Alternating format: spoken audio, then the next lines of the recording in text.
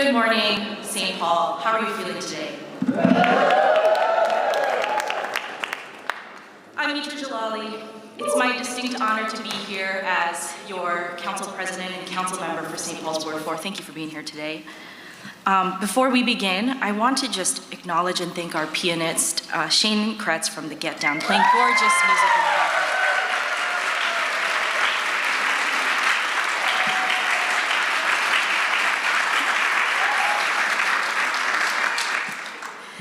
It's next my distinguished honor to welcome the St. Paul Police Department and St. Paul Fire Local 21 guards who will present our flags. We'll then follow that with the Pledge of Allegiance and both our national anthems by Julia Diaz and Linnell Lightfoot. So first, please rise and remain standing if you're able.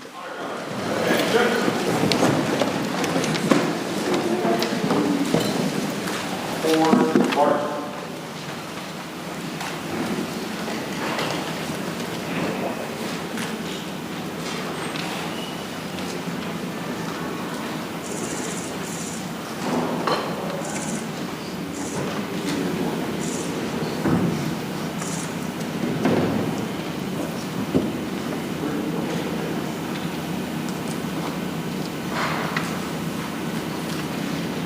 Right, face.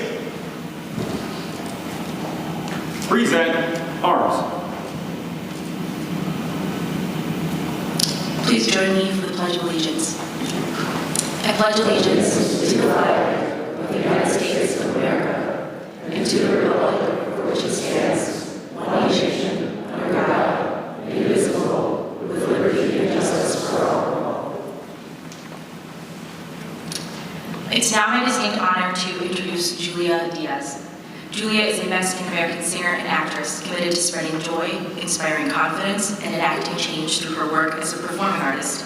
She has trained and performed with several theatrical institutions across the Twin Cities, including our very own Ordway Center that we're here today, Guthrie Theater, the Minnesota Opera, the Children's Theater Company, Theater La Teta, and much more. Singing the national anthem, please welcome Julia Diaz.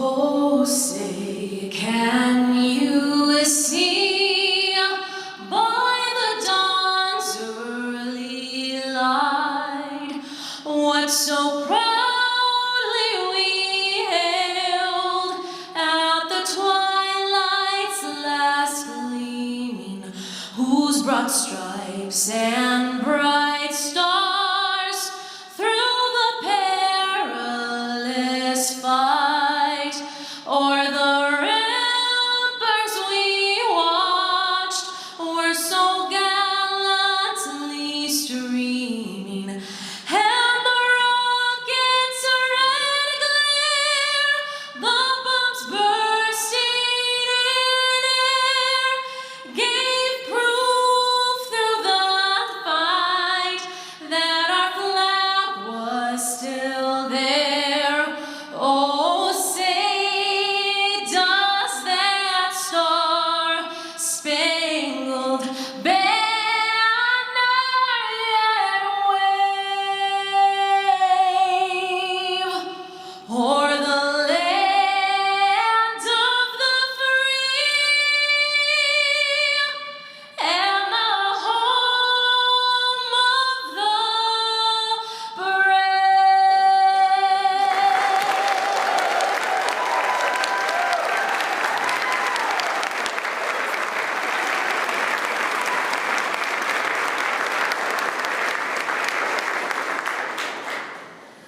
Next, I'm so excited to introduce Linnell Lightfoot. Linnell is a native of Minnesota who began her musical journey at age 4 and rose to prominence as a member of the Grammy Award-winning group The Sounds of Blackness. Her powerful performances have led her to share stages with gospel legends and sing for distinguished figures, including U.S. presidents, the Queen of England, and now our city of St. Paul. Singing the Black National Anthem, lift every voice and sing, please welcome Linnell Lightfoot.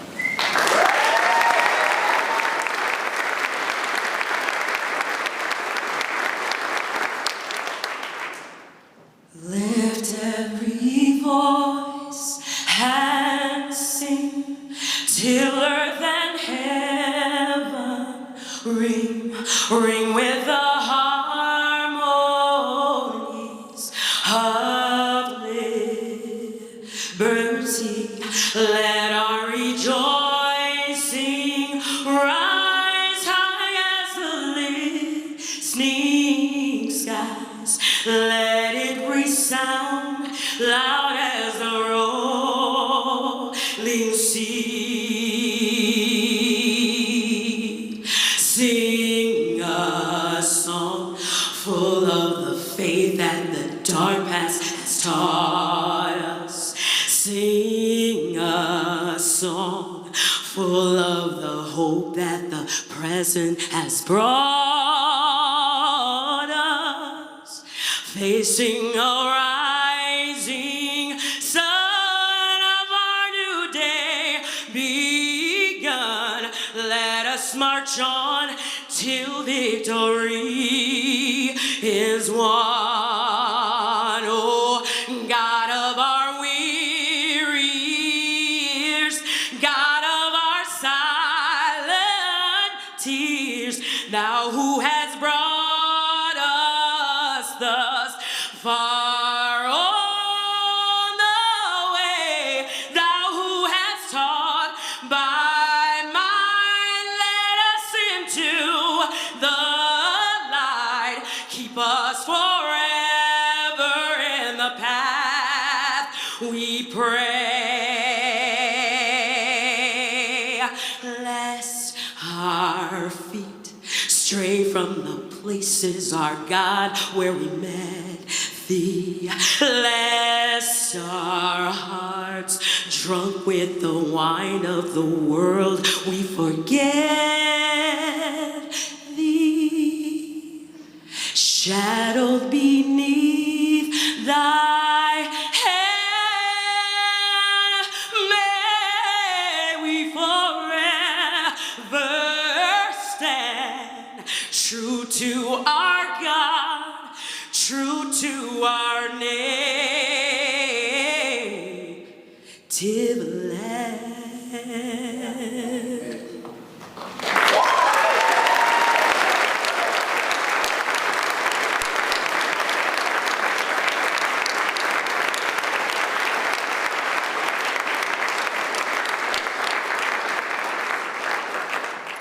Let's give.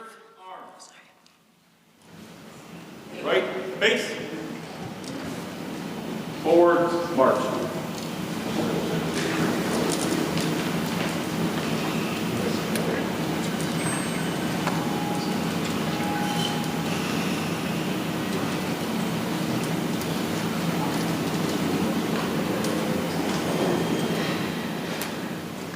Let's give one more round of applause to our color guard and the beautiful voices.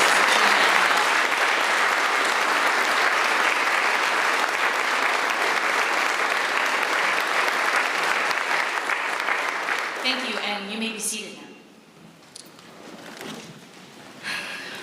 now. I want to take a minute and just acknowledge and thank everyone for being here today. My colleagues on the St. Paul City Council, our history-making City Council, Councilwoman Bowie, Councilwoman Naker, Councilwoman Jost, Council Vice President Kim, Councilmember Yang, Councilmember Johnson, your presence with us today and every day. Thank you for your leadership.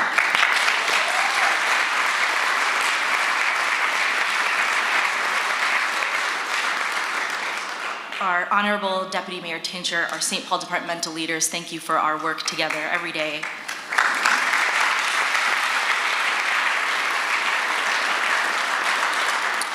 To my fellow elected officials working hard in every level of government who are with us in the fight, I'd like to acknowledge all of you here.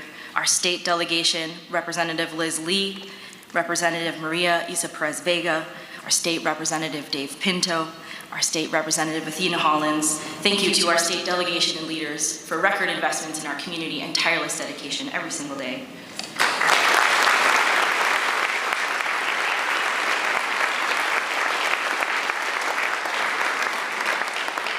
Our Ramsey County Attorney John Choi, thank you for your partnership in a more just Ramsey County.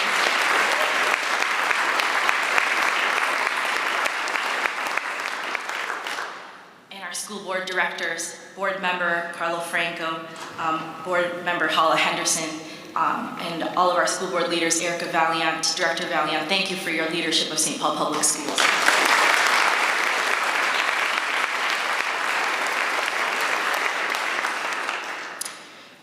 Thank you to our city employees, residents, and business owners who are here from all across St. Paul. You're here with us in this work every day.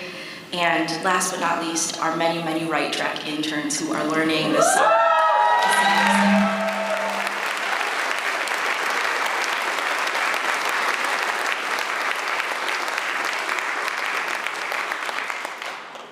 Today marks the beginning of the formal process known as our annual city budget conversation, and I'm here to welcome you and to frame up what this discussion will be for the next 4 months. First, I want to reflect on all of the work that we've been able to accomplish together in partnership with you, Mayor Carter, and with our administration and our hardworking city staff every single day. Our council has been hard at work with our mayor and administration partners these last 8 months in our first term together, both to inform today's budget proposal on behalf of our wards and to keep up the work for a better St. Paul. Thank you to the combined leadership of our council, mayor, and hardworking city staff.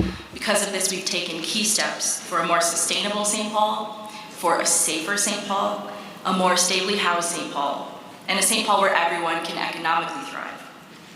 To meet the climate crisis, we know we have to modernize our infrastructure, and this year, together in partnership with the administration, our council passed an historic $45 million, first of its kind, common sense sales tax investment citywide to fund critical needs in our streets and parks. St. Paul residents, thank you for trusting us with these funds, and it's exciting to see common sense investments at work improving our city.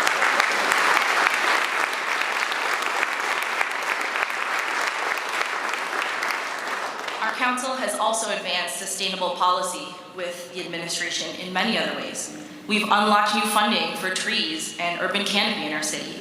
We've passed zoning changes so new apartment buildings are ready for electric vehicle charging. We advanced a first-of-its-kind geothermal system at the Heights on the east side. We approved funding so that some city trucks can start to take on new city-operated garbage routes on the east side. Hashtag trash news.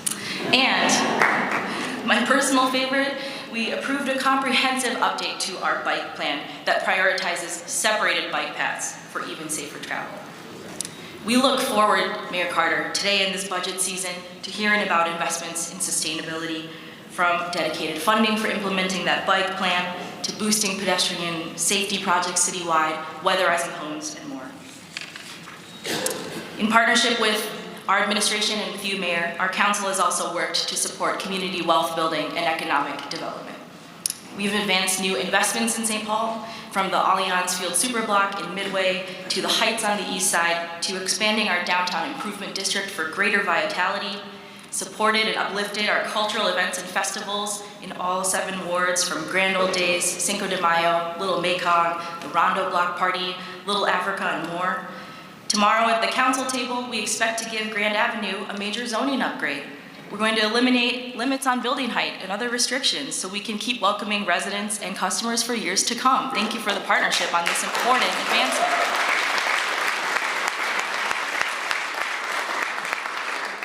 And we know that reparative policy is economic policy. We've helped our newly formed Reparations Commission take its first steps to begin critical conversations, and we've continued to support and uplift small businesses with city grants and loans programs so that community dreams can come to life with community investment. So this budget season, Mayor, we look forward to building on this progress with you. Our council is excited to champion resources for local businesses, from Neighborhood Star and Cultural Corridors funding to support for events and festivals that make St. Paul our city that we know it is. And we also hear the call from our community to continue doing its part in rectifying past economic harm. The upcoming budget process is a chance to take steps forward on reparative investments and the policy conversations that support them. I look forward to that conversation with you, Mayor, and with our full council.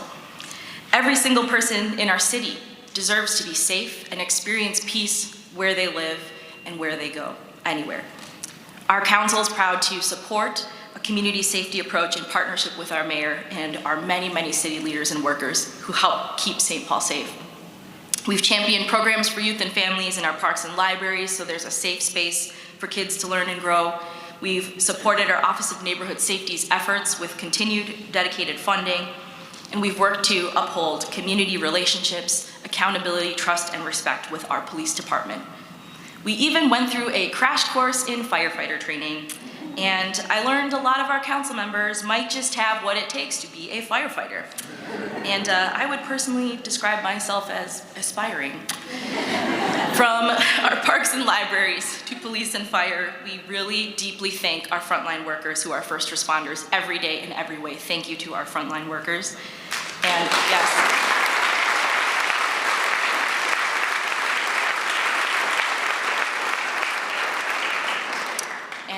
we're going to keep working for community safety together this budget season.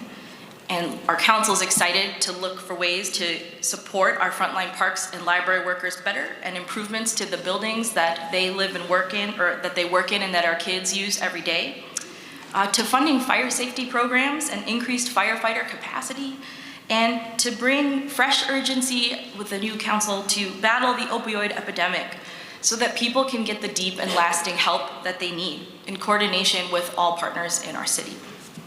So we look forward to those conversations and more with you, Mayor, and all of our department leaders and our community. Last but not least, in any stretch of the imagination, none of these efforts, none of them, for safety, for success, none of them are possible without meeting the basic human need for a home in our city. Our council is hard at work on policy and investments for housing in St. Paul in partnership with our administration. We've voted to advance hundreds of new homes at all income levels and projects throughout the city. We've renewed the effort to uphold renters' rights and other ordinances through creating the ability for our city to use administrative citations, a common tool that other major cities in Minnesota already have. St. Paul residents deserve city support, enforcing housing and economic justice policy. From better combating wage theft to upholding rent stabilization to going after problem landlords so rental housing is safe and up to code. Our council remains committed to housing stability front and center this budget cycle. We will advocate for every lever at our disposal, from more frontline support for renters like legal support and inspections to direct assistance, continued investment into affordable housing citywide, and our homelessness response that has received rightful recognition for being a model in the state, and continued investment in down payment assistance to unlock homeownership opportunity, especially for people who've been historically left out. My council colleagues and I are greatly looking forward to continued partnership with you, Mayor, this budget season, and today we are formally beginning that conversation together. Over the next 4 months, so you know what to expect, like we do every single year, our council will review department proposals at our weekly public budget meetings at 10 a.m. on Wednesdays. You can tune in live and watch them in your pajamas. I highly recommend it. In September, we'll vote on and pass what we call a levy limit. This is a vote that sets out the limit by which the city can raise property taxes in 2025 in order to meet that governing responsibility of balancing impacts on taxpayers and funding the services that our residents depend on.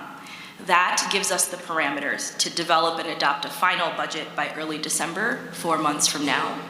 And the entire way leading up to today and also beyond today, we continue to welcome your thoughts in this process, in person, at opportunities for engagement that we'll be sharing by phone or online at stpaul.gov/budget. So reflecting on those accomplishments together and looking to the rest of the year, Mayor, I'm proud of our work and our partnership. I'm thankful to you and our administration, and I'm deeply thankful to our council, who came into office in very unprecedented situations, working to get right to work amid national news and lots of discussion about what it was going to be like and how that would work. And hopefully from my comments you see, I feel like it's working pretty well, and I'm proud of our local government here in St. Paul.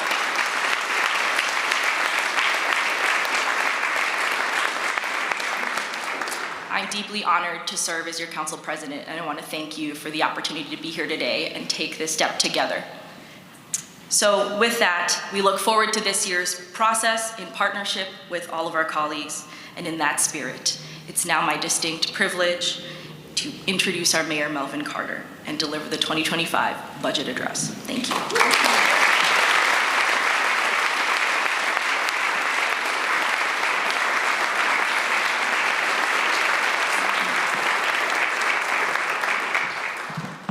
Good morning. And thank you all so much for being here with us today. Council President Jalali, thank you so much for that kind introduction. In our years of friendship, I've witnessed you work tirelessly on behalf of our city and our residents. Your unique understanding of our city's diverse needs and commitment to creating opportunities for all is a part of why I'm proud to call you our City Council President.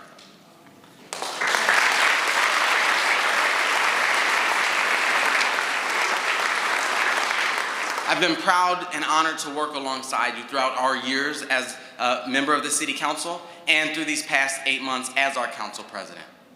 To our adored First Lady, Dr. Sakina Futrell Carter, I thank you for being here. My life is blessed beyond measure with you by my side. You are absolutely the guiding force that pushes me forward every day, sometimes physically. You're the best friend who lifts me up, the life partner whose love and support provides me with purpose. I'm forever grateful for our life together. Thank you so much.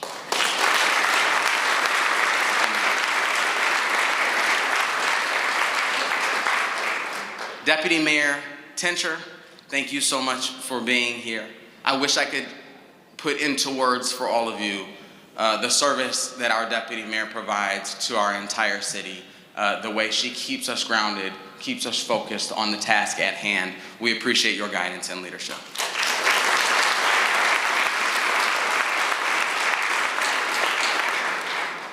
To our members of our St. Paul City Council, I joke that I'm jealous of them. It's not a joke. After they were sworn in and made national news, I went to a mayor's conference, and people would introduce each other and say, oh, I'm from here, I'm from there. I'd say, I'm from St. Paul. And they'd say, oh, St. Paul. And I'd say, yes, it's at a mayor's conference. And they said, oh, the city with the city council. We appreciate all of your leadership. Would every member of the team St. Paul, every city employee in the room, please stand up so we can give you a round of applause.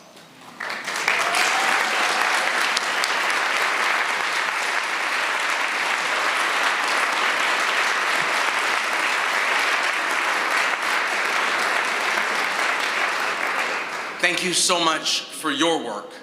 The members of my city administration and staff, our state delegation members, city and community partners and county partners in the room today, and everyone joining us today in person or by live stream, I want to thank you for coming together today as we reflect on our shared values. And I definitely want to thank Julia Diaz and Linnell Lightfoot for your beautiful renditions of the national anthem and Black national anthem.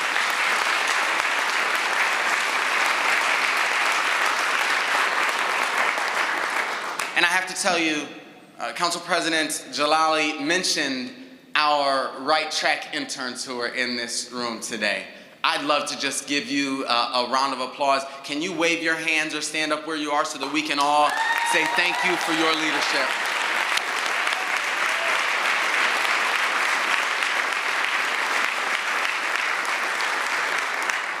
As we gather today, in the halls of the Ordway Center for the Performing Arts, we do so in the spirit of community and collaboration. The Ordway is one of the Midwest's premier performing arts centers, attracting nearly 500,000 visitors to our city every year.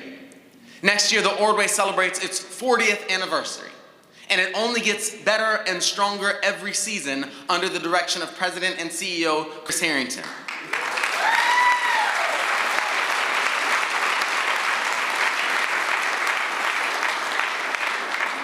Thank you, Chris, for having us here today.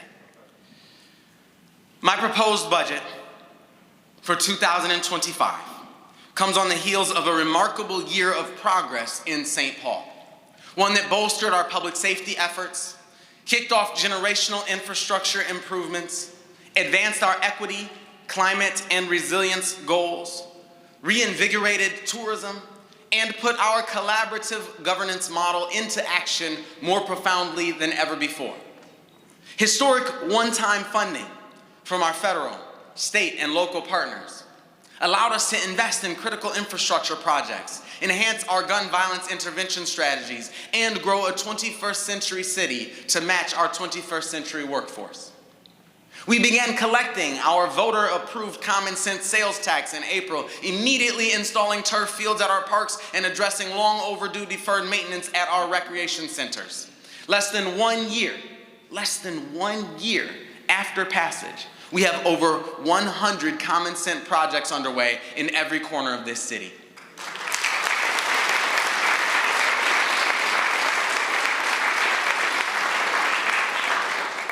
And our first phase of road improvement projects along Grand Avenue is expected to begin next month. We're looking forward to that. The critical new source will fund nearly $1 billion in infrastructure improvements across our city over the next 20 years, and our staff is working hard to ensure that we see returns on these investments in every neighborhood as soon as possible. Our city is growing in population and in popularity, becoming a desired destination to both live and recreate. Last month, 60,000 people attended the 2-day Minnesota Yacht Club Music Festival, the first outdoor concert on Harriet Island in over a decade, and one of the largest events ever held in our capital city.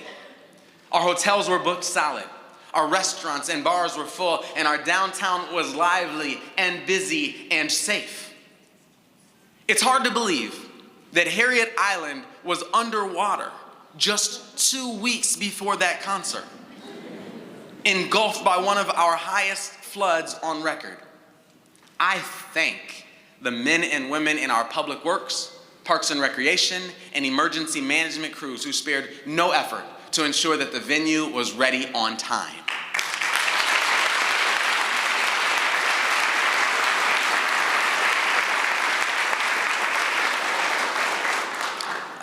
The event and our city got such rave reviews for 2 days of music that the only regret for many people I heard from was that it couldn't last longer.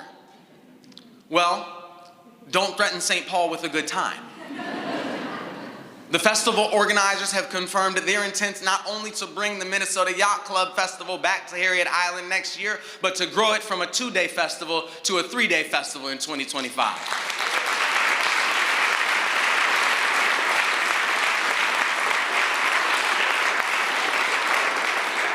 I thank Parks and Recreation Director Andy Rodriguez and our Harriet Island event coordinator Kate Fry for leading our city team to make this magical event possible. Thank you so much.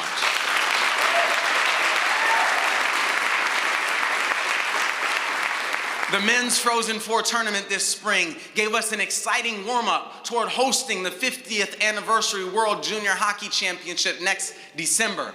As the capital city of the state of hockey, we couldn't be more excited, and I know I especially see 2 partners here today, Craig Leopold and Matt Maka from the Minnesota Wild, who always stand more than ready to help us welcome hockey fans from across the globe. Great to see you.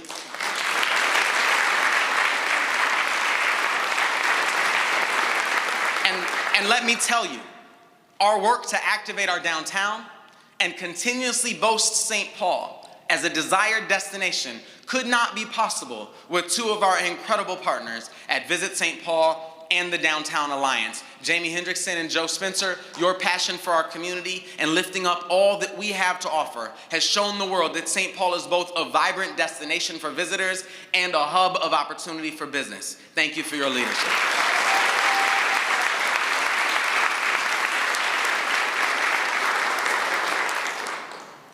In the face of this year's unprecedented challenges, and in preparing our toughest budget yet, St. Paul marches forward and chooses to go all in together on our city's resilience and commitment for our shared future. Today, I present a financial plan that is the result of months of work by our city leadership team, guided by our Office of Financial Services Director John McCarthy, Budget Manager Madeline Mitchell, and our entire OFS team. Thank you for your work, your leadership, and your incredible patience with me through this process.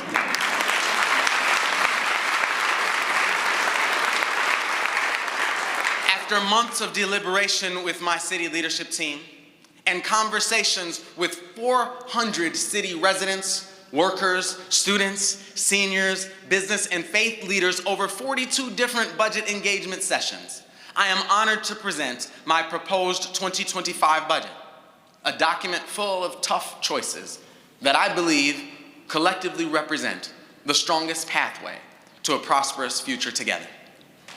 My 2025 budget proposes an increase of 7.9%, adding $16.4 million to our city's property tax levy and resulting in an increase of about $11 per month on a median value home.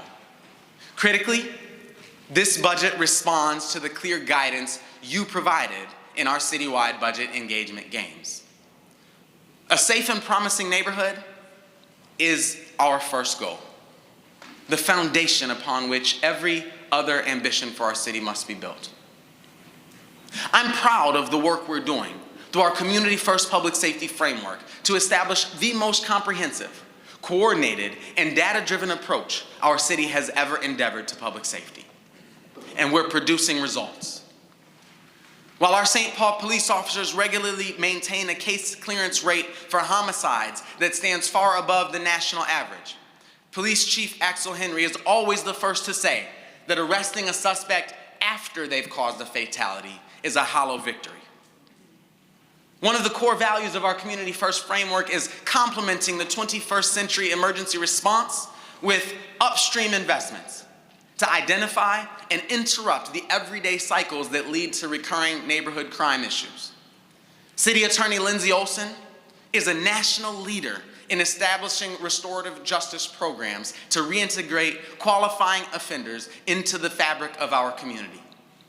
Office of Neighborhood Safety Director Brooke Blakey and her team show up in force, in community, and even at the hospital, even in the middle of the night on a weekend after a shooting, to intervene, assist families, and reduce the risk of retaliatory violence. And our new non-fatal shooting unit in our police department, established by Chief Henry, demonstrates to neighbors and shooters alike that we simply do not accept gun violence in our community by answering even the smallest gun-related injury in our city with the exact same resources and resolve we assign to a homicide investigation. In just 7 months of operation, retaliatory violence and unlawful gun discharge have decreased significantly. The number of victims of non-fatal shootings in our city has decreased by nearly half, and our case clearance rate for non-fatal shootings has jumped from 39% in 2023 to 60% in 2024.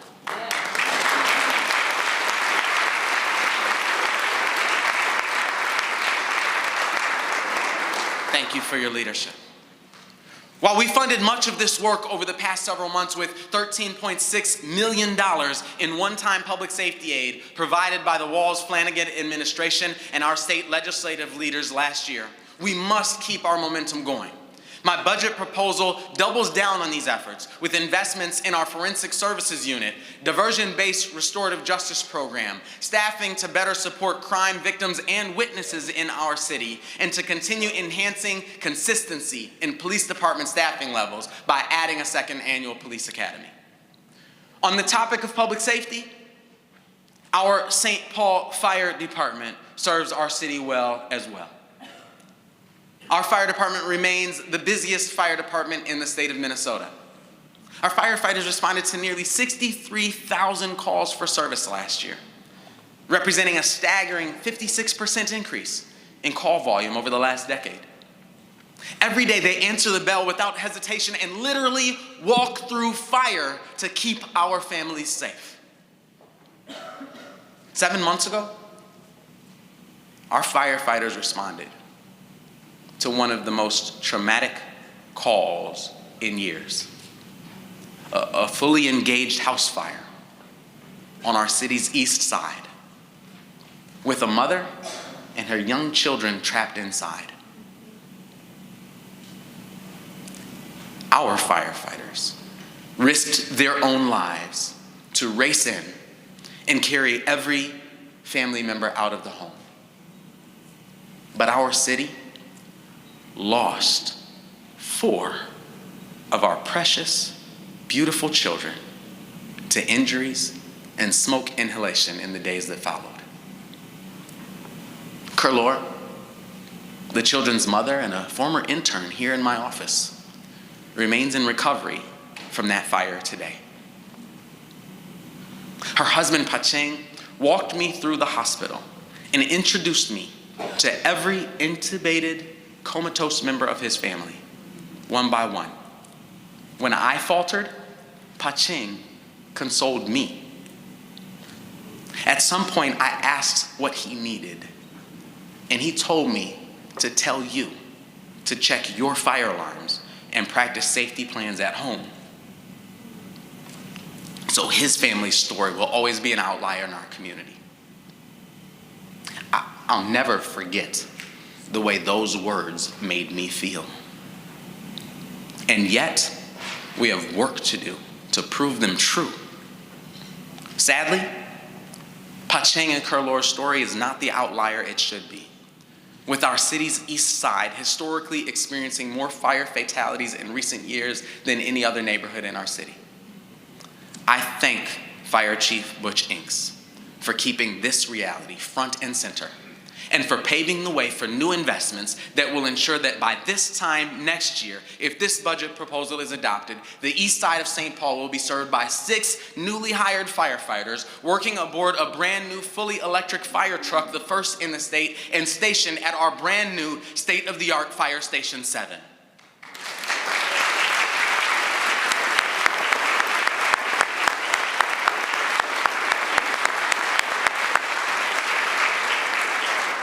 Thank you, Chief, for your leadership. In my State of Our City address this spring, I declared my intention to launch a set of community conversations with the goal of building a comprehensive, all-in housing framework to address our complex housing crisis. I initially envisioned those conversations commencing at the close of this budget process and instructed my team to prepare for that sequencing. But this city has instructed me differently. Through 42 different budget engagement games with 400 St. Paul constituents at nursing homes, high schools, board meetings, parks, public libraries, and anywhere else you found me, Target, mowing the lawn, I've heard you loud and clear. Now is not the time to begin envisioning a robust dialogue about potential actions we can take at some undefined future date. Every person, in every family, in every neighborhood and chapter of life must have access to safe, stable, affordable housing.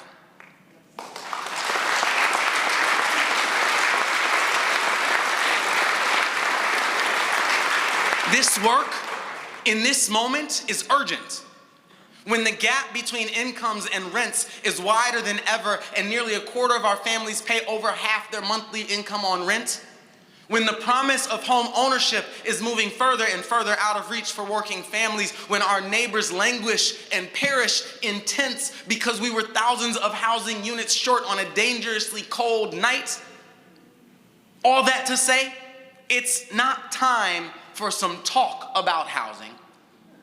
To quote the 20th century philosopher Reggie Noble, it's time for some action.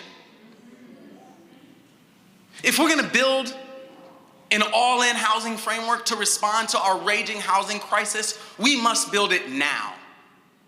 Fortunately, we have a significant amount of opportunity to work with. The regional sales tax for housing passed by our legislature last year offers an exciting new revenue stream to pursue our housing goals. Our city council members are full of passion and ideas for how to invest in our aging housing stock, protect low-income renters, promote housing fairness, and support our residents experiencing unsheltered homelessness. Every one of them has contributed in some way to the concepts in this portfolio we have prepared to propose. Our Planning and Economic Development Director, Nicole Goodman, and her exceptional leadership continues to usher forward our robust vision for vitality across our community.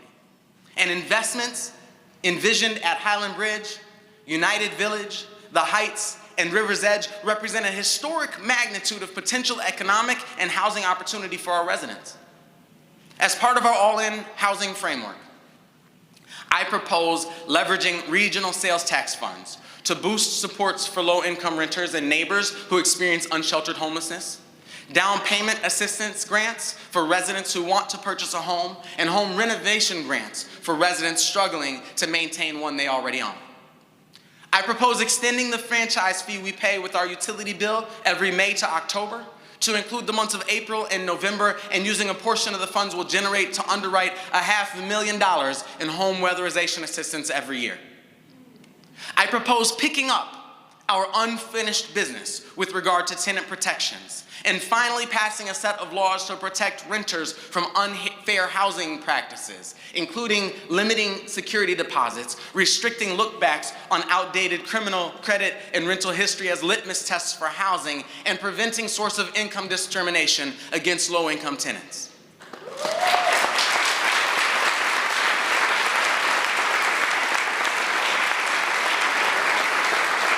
I propose rekindling our years-old conversation with our Charter Commission and finally passing administrative citations to give those policies the teeth they deserve. I propose staffing up in our Department of Safety and Inspections to accelerate and streamline the permit application process for housing projects in our city.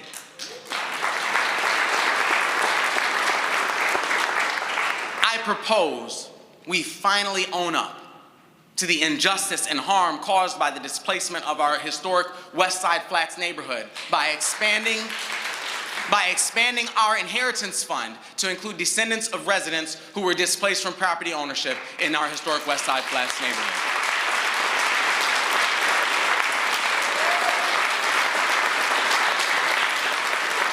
We established the inheritance fund just a few years ago to offer up to $110,000 in fully forgivable loans to help descendants of property owners on Old Rondo, our vibrant, mostly African-American community that was uprooted to build a freeway, to help them build wealth through home ownership. To be clear, my regional sales tax proposal includes a significant boost in down payment assistance funding, at least partially to guard against pitting two disadvantaged and displaced communities in competition against one another for resources. Relying on recommendations from the joint report conducted by the West Side Community Organization and Research in Action, we look forward to taking the next steps along our West Side community and leaders. Thank you for your leadership to make this happen.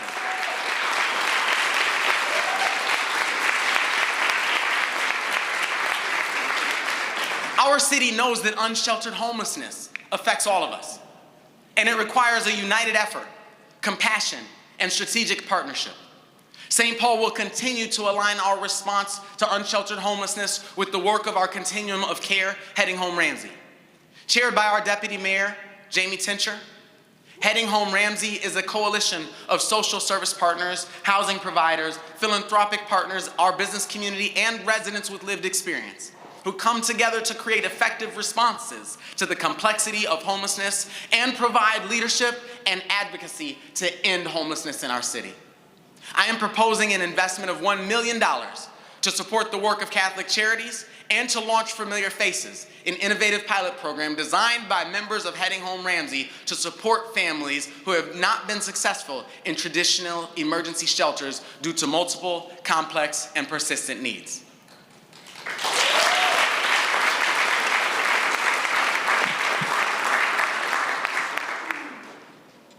A housing crisis is marked by one clear symptom: a housing shortage. Simply put, we need much more housing to serve our St. Paul residents and families. Those who are here today, those whose families and fortunes have been planted in our city for generations, and those who are yet to come to our city seeking the promise and prosperity that we all know exists here. From ending homelessness to maximizing opportunities at Highland Bridge and the Heights, to converting office buildings to residential uses downtown, every key to the future for St. Paul depends on our ability to facilitate and accelerate our housing construction goals. In keeping with this truth, and an acknowledgement that the underlying economics of maintaining a 50-year-old building are fundamentally different from the economics of constructing a new one. I propose amending our city's rent stabilization ordinance to include only properties built on or before December 31st, 2004. This simple change would advance our values by maintaining the overwhelming majority of St. Paul rental properties as rent stabilized, while unlocking the critical release valve that only new housing construction can offer us.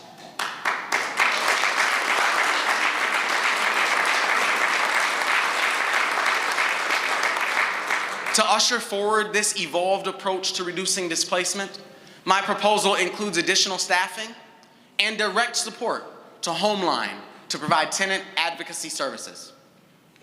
And finally, because our residents simply cannot wait for us to act, I ask the City Council to take up this all-in suite of housing policies and investments as soon as possible and send it to my desk in its entirety by the close of the current calendar year.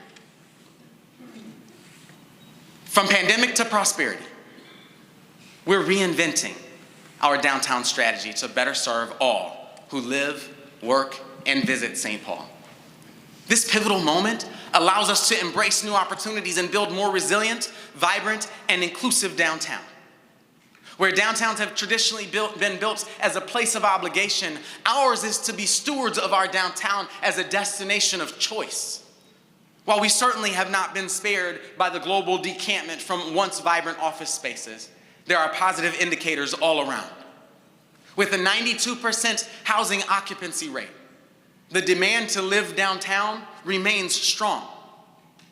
With the Frozen Four and the inaugural Minnesota Yacht Club Music Festival just behind us, and the World Juniors Hockey Championship just ahead, our work to attract major events is as successful as it ever has been. And anyone who's recently been to a Minnesota Wild or St. Paul Saints game, the Twin Cities Jazz Festival or Lower Town Sounds, Food Truck Wednesday, by the way, it's Food Truck Wednesday today, right after this speech, or the Farmers Market, can attest we are connecting the dots between large one-time events with a year-round schedule that the downtown St. Paul of 20 years ago would have killed for. People are voting with their feet for our downtown every chance they get.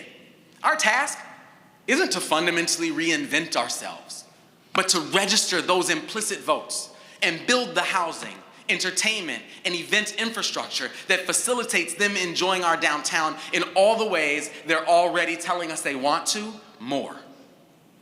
Our budget proposal anticipates investments to support the expansion of our downtown improvement district, boost public safety measures by investing in increased patrols and upgrades to CCTV cameras, investing in sidewalk maintenance and cleaning to improve walkability, turning underutilized plots of land into parks, and activating public spaces for increased use and engagement. To complement our all-in housing framework, we'll invest in a joint study to explore office-to-housing conversion strategies in partnership with our Downtown Alliance and propose an investment of $1 million to provide permit fee waivers to help facilitate at least 2 such projects per year.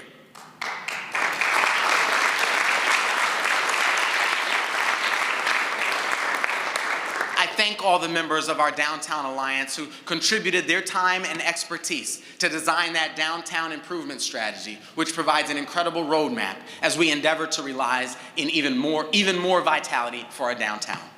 I'm especially grateful to Securian CEO Chris Hilger and Ecolab CEO Christoph Beck for their leadership, partnership, mentorship, and deep commitment to our shared vision of a vibrant, prosperous St. Paul. This last year, our neighbors at the Excel Center had a banner year with a rebound of social and cultural events that formed a much-needed bounce back from the pandemic, not just for the facility, for our entire city.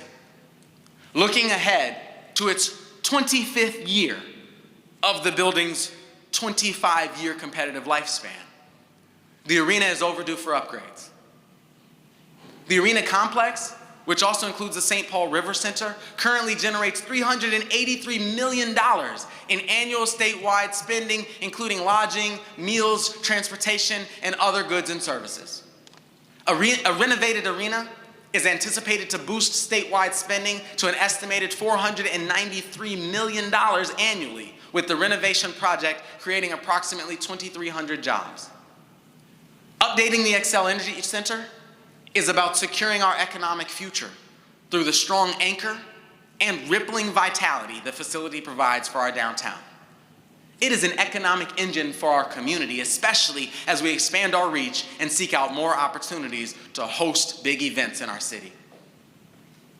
The onus is on each and every one of us to be part of a solution to sustain and enhance the momentum we're reestablishing downtown. As one of our largest downtown employers, I know that has to include our city employee team. This is a fight we can win if we all show up. While the vast majority of our largest city work centers stayed in person throughout the entire pandemic, my leadership team and I are specifically asking those in office functions to be intentional about showing up, both to maximize opportunities within the organization for interpersonal and interdepartmental coordination, and to play a deliberate role in our downtown vitality. One core component of our vision for the future is ensuring that we have a future to enjoy. That's why our work to combat climate crisis is so critical to us all. We must pass on a sustainable, healthy world to our children. And to do that, we need to take bold climate action now so that they have a world they deserve to inherit. I thank our state legislative leaders who helped us repeal franchise fee limitations that impacted only the city of St. Paul. This change gives us the opportunity to leverage significant investments in our citywide resilience infrastructure and staffing, home weatherization programs, and repopulating our urban forest. We will decarbonize our Como Park Zoo and Conservatory, and as a result of $2.4 million secured for energy efficiency upgrades in a combination of common sense dollars and funding from our federal partners, both the primates and polar bears buildings at Como Zoo will operate a second geothermal energy system in our city, the first ever in the state being the district geothermal energy system at our housing development at the Heights.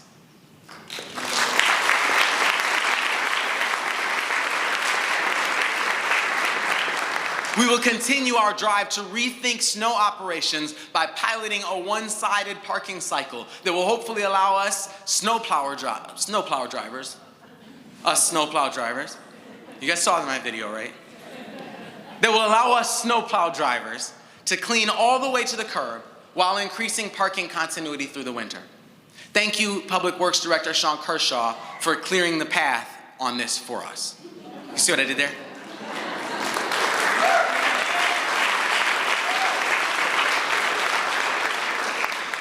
Finally, under the leadership of our Department of Safety and Inspections Director, Angie Wiese, that department will also work to administer the updated state energy code, which pushes us one step closer to achieving carbon neutrality among city operations by 2030 and citywide by 2050, as outlined in our Climate Action and Resilience Plan. Thank you for your leadership.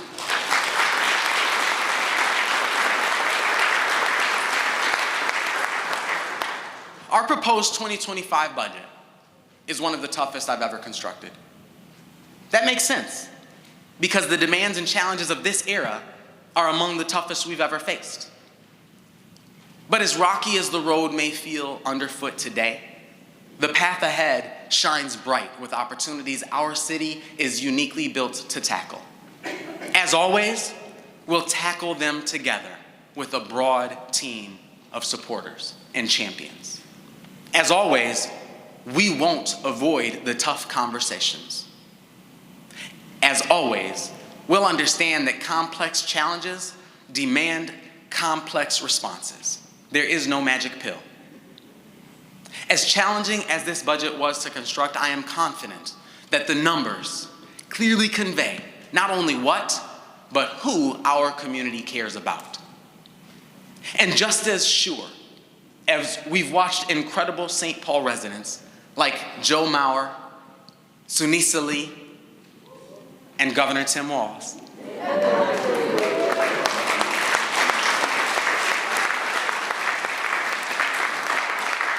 Just as sure as we've watched those incredible St. Paul residents excel and achieve on the world stage, I have every confidence that together we will continue to be just as incredible right here at home. Thank you very much.